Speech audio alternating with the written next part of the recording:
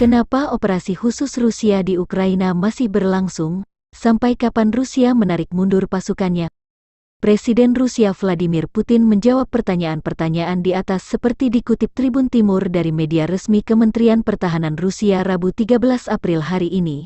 Saya sering mendengar pertanyaan apakah bisa lebih cepat, hal ini mungkin, itu tergantung pada intensitas permusuhan. Sayangnya, berkaitan dengan korban dalam satu atau lain cara, tujuan kami adalah untuk mencapai semua target yang dibuat sesuai rencana sambil meminimalkan korban sipil.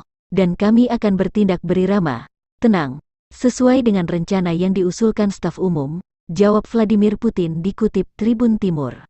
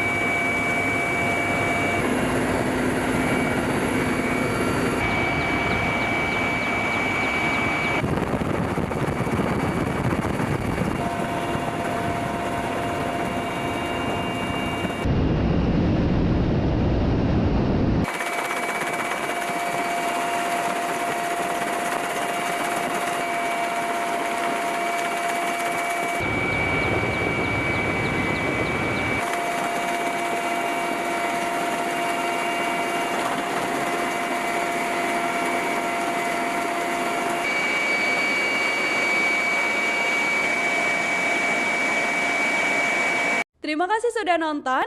Jangan lupa like, subscribe, dan share ya.